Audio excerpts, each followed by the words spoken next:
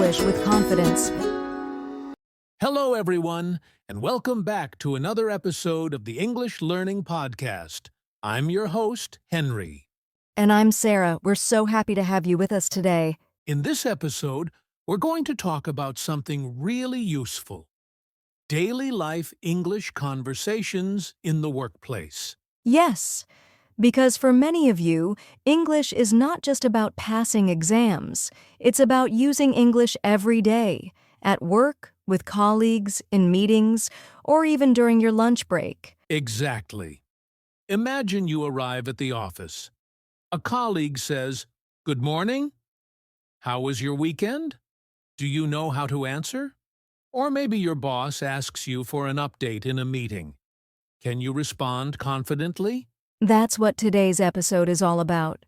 We'll guide you through real, everyday conversations at work. We'll give you examples, explain the phrases, and show you how to sound natural in different workplace situations. So, if you want to feel more confident speaking English at your job, stay with us.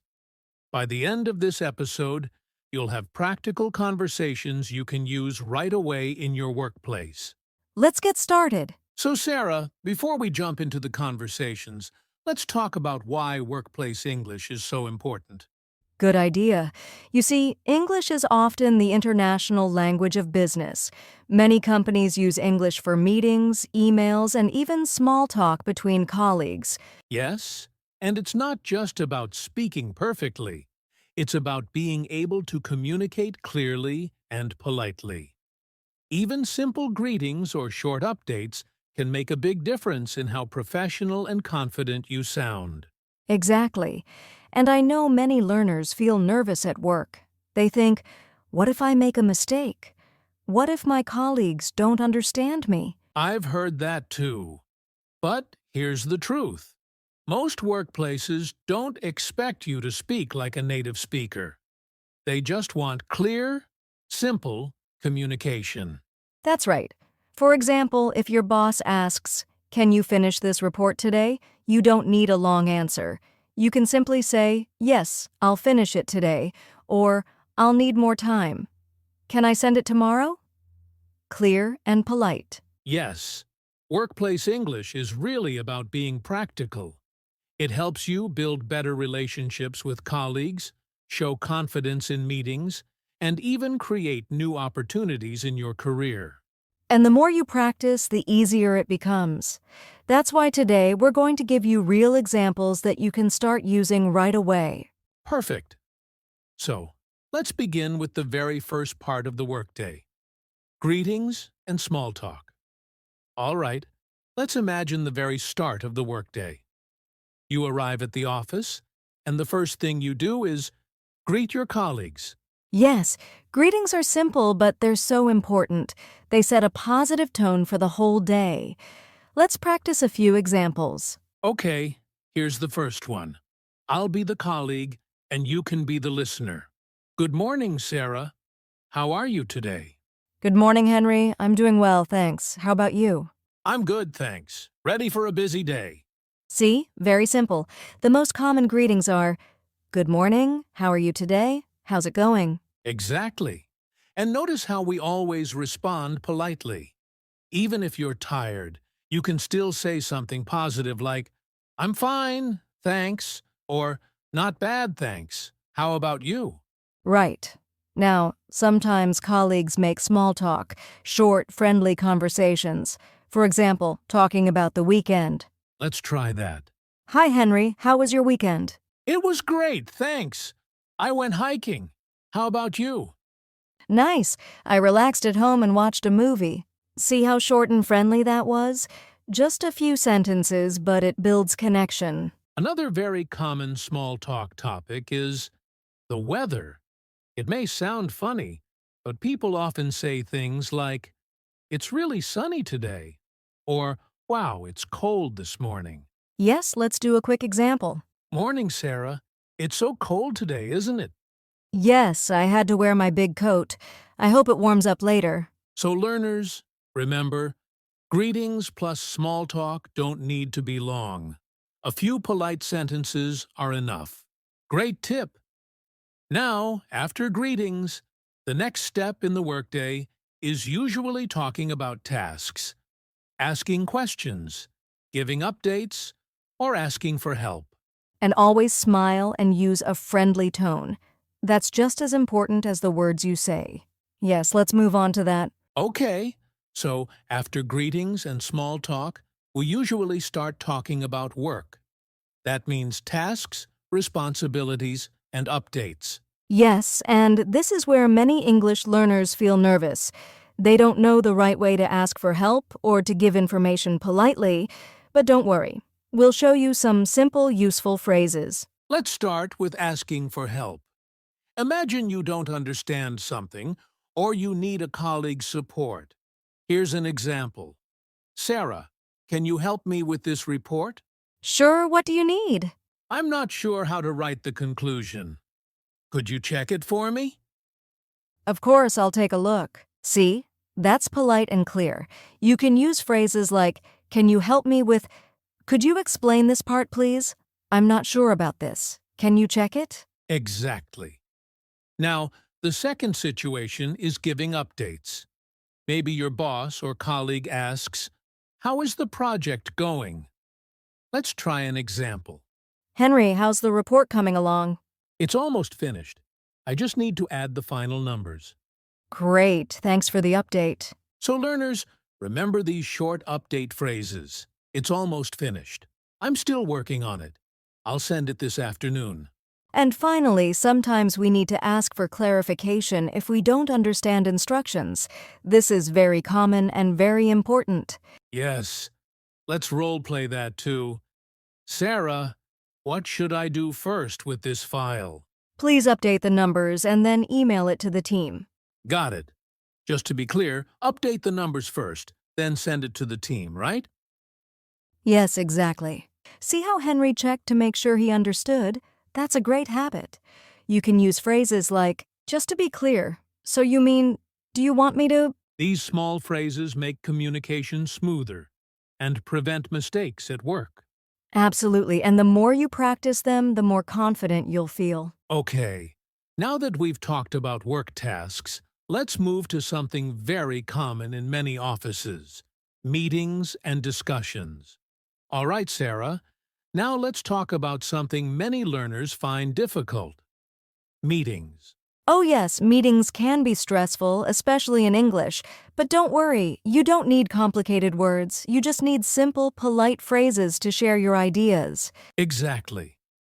Let's start with some useful phrases for meetings. I think, in my opinion, I agree with that. I'm not sure about that. Could you explain that again? Those are great. And learners, remember, in a meeting, you don't need to speak a lot. Just 1 or 2 sentences are enough to show you're part of the discussion. Good point. Let's try a mini role play. I'll be the manager, and you'll be a team member. Okay, team. We need ideas to improve customer service. Sarah, what do you think? In my opinion, we should answer emails faster. Good idea. Does anyone agree? Yes, I agree. Customers will be happier if we reply quickly. I also think we could make a short guide for common questions. Nice suggestion. Let's work on that. See how simple that was? Short sentences, clear ideas. Yes. And sometimes in meetings, you may need to disagree politely. Let's try that too. I think we should hire more staff. I'm not sure about that. Maybe we can train the current team first. I'm not sure about that. Maybe we can train the current team first. That's true. Training could help a lot. Notice how I didn't say, no, that's wrong. Instead, I said, I'm not sure about that. It's softer and more polite. Yes, and phrases like, maybe we could, or another idea is, are great for giving alternatives without sounding rude. Exactly. So learners, remember, in meetings, keep it short, clear, and polite. That's the key. All right, now let's take a break from meetings and move to something more relaxing, lunch break and social conversations. Okay, we've talked about meetings, but now let's switch to something more relaxed: the lunch break. Yes, lunchtime is a great chance to practice English in a friendly, social way. It's not formal, but you still need polite language. Exactly. Let's start with inviting someone to lunch. I'll give an example. Hey, Sarah, do you want to grab lunch together? Sure, that sounds great. What time? Let's go around 12:30. Perfect. See you then. Simple and natural. You can use phrases like, do you want to grab lunch? Would you like to have lunch together? Let's go for lunch at 12. And if you're busy, it's important to decline politely. Let's try that. Henry, want to join us for lunch? Thanks, but I can't today. I have some work to finish. Maybe tomorrow? No problem, maybe tomorrow. See how Henry said, thanks, but I can't today. Polite, friendly, and not rude. Yes. And during lunch, you might have casual conversations. People often talk about food, hobbies, or plans for the weekend. Let's do a quick example. This pasta is really good. Do you like Italian food? Yes, I love it, but my favorite is Japanese food. Nice. There's a new sushi place near the office. We should try it sometime. See? Simple, short, friendly sentences. That's all you need for social conversations. Exactly. It helps you connect with colleagues and makes the workplace more enjoyable. All right, so after lunch and work, we usually end the day. Let's talk about polite ways to say goodbye at work. All right, Sarah, so the workday is almost over. And just like greetings in the morning, goodbyes at the end of the day are also important. Yes, because they leave a positive impression. You don't want to just walk out silently. A short, polite goodbye is always better. Exactly. Let's start with casual goodbyes between colleagues.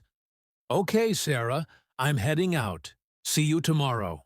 All right, have a good evening, Henry. Very simple. You can say, see you tomorrow. Have a good evening. Take care. Now, what if you're leaving and you want to say goodbye to your manager or boss?